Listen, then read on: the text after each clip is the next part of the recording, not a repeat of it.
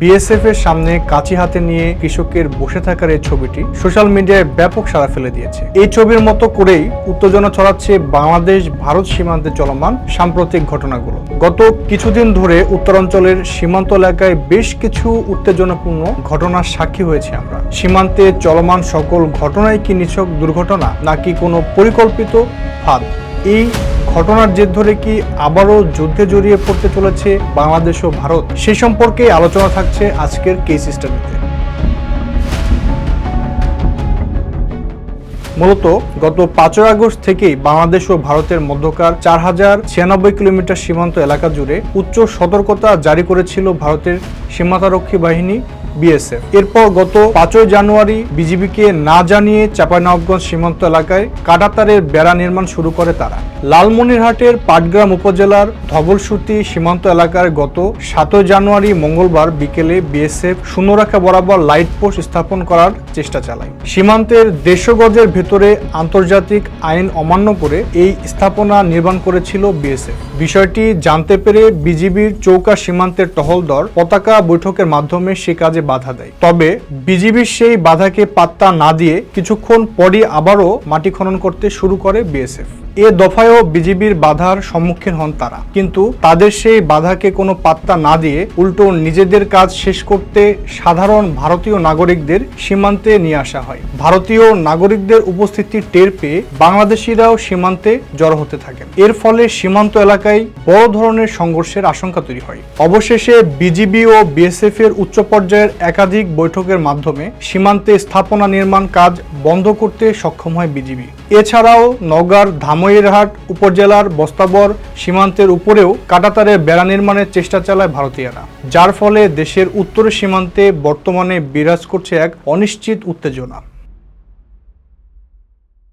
গত 3-4 দশকে বাংলাদেশ ভারত সীমান্ত এলাকায় এমন অসংখ্য দুর্ঘটনা ঘটতে দেখা গেছে।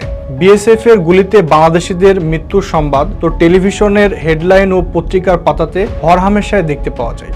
বিএসএফ সবসময় চেয়েছে বর্ডার এলাকায় সর্বদাই নিজেদের দাদাগিরি খাটাতে, কখনো সফল হয়েছে আর কখনো হয়নি। গত 3 দশকে বিএসএফ এর যেসব কর্মকাণ্ড মানুষের হৃদয়ে সব থেকে বেশি দাগ কেটেছে তার মধ্যে প্রধান হচ্ছে সীমান্তে নির্বিচার হত্যা। মানবাধিকার সংস্থার প্রতিবেদন অনুযায়ী 2001 থেকে 2010 সালের মধ্যে প্রায় 1000 বাংলাদেশি নাগরিক বিএসএফ এর হাতে নিহত হয়েছেন। 2009 থেকে 2018 সাল পর্যন্ত এই সংখ্যা ছিল 294 জন। আর সর্বশেষ তথ্য অনুযায়ী 2023 সাল পর্যন্ত গত 9 বছরে সীমান্তে বিএসএফ এর হাতে 245 জন বাংলাদেশি হত্যার ঘটনা ঘটেছে। সব মিলিয়ে গত 3 দশকে বিএসএফ এর হাতে প্রায় 1539 জন বাংলাদেশি নিহত হয়েছে। বিশেষ করে সীমান্তে 15 বছরের কিশোরী ফেলানী খাতুনকে হত্যা ও তার লাশ কাঁটাতারে ঝুলিয়ে রাখার ঘটনা আন্তর্জাতিক অঙ্গনে ব্যাপক আলোচনা সৃষ্টি করেছিল। এছাড়াও ছিটমহল বিনিময়ের আগে তথা 2000 সালের শুরুর দিকে সীমান্তে মাদক, গবাদি পশু এবং অন্যান্য পণ্যের চোরাচালান ব্যাপকভাবে বেড়ে যায়, যার ফলে ভারতের গরু চোরাচালান নিয়ন্ত্রণে বিএসএফ গুলি চালানোর নীতি গ্রহণ করে, আর এতে করে প্রাণ ঝরে যায় আরও নিরীহ বাঙালির। তবে 2015 সালে ছিটমহল বিনিময়ের পর বিএসএফ এর হাতে কিছুটা লাগাম পড়ে, কিন্তু কথাই যে বলে মানুষের স্বভাব নাকি সাবান পানি দিয়ে ধুলেও পরিবর্তন করা যায় না। আর বিএসএফ এর অসহায় মানুষদের হত্যা করার স্বভাবও পরিবর্তন করতে পারেনি কেউই।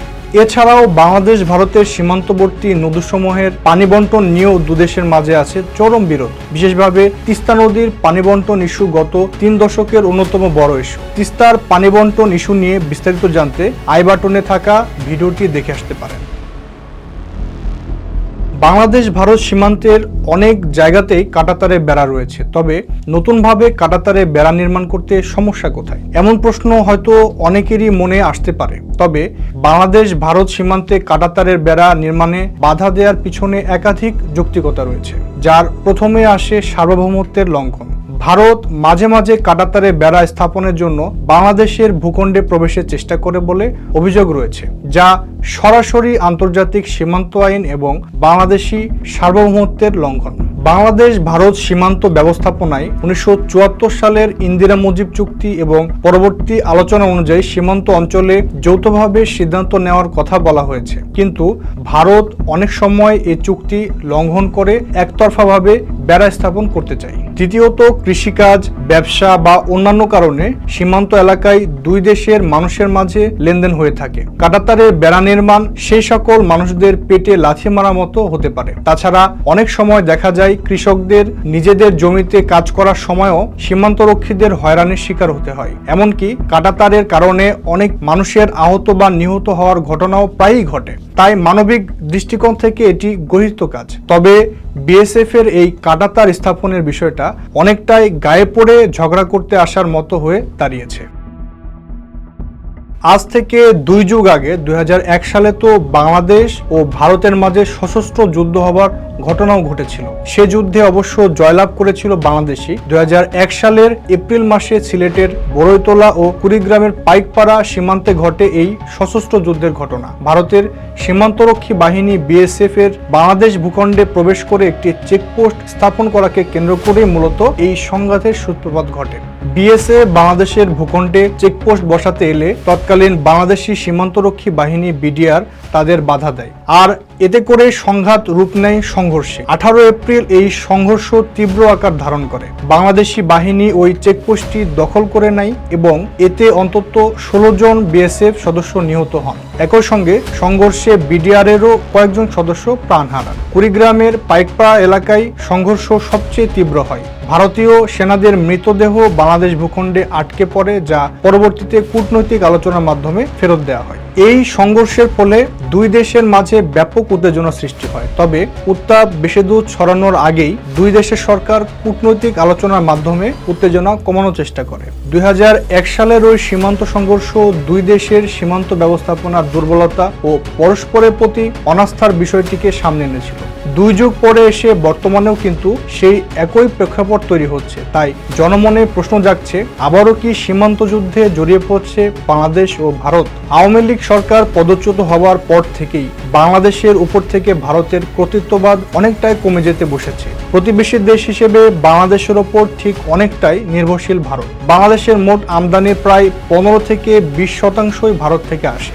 বাংলাদেশ ভারতের কাছ থেকে তেল, রাসায়নিক, খাদ্যশস্য, ইলেকট্রনিক্স, ওষুধ, গার্মেন্টসের কাঁচামাল আমদানি করে থাকে। ইন্ডিয়ান চেম্বার অফ কমার্সের হেলথ কমিটির চেয়ারম্যান প্রশান্ত শর্মার মতে বছরে প্রায় 24,70,000 বাংলাদেশি মেডিকেল ট্যুরিস্ট ভারতে যান। সাম্প্রতিক সময়ে রাজনৈতিক পরিস্থিতি ও অন্যান্য কারণে ভারতে চিকিৎসা নিতে যাওয়া বাংলাদেশি রোগীর সংখ্যা প্রায় 50% হ্রাস পেয়েছে।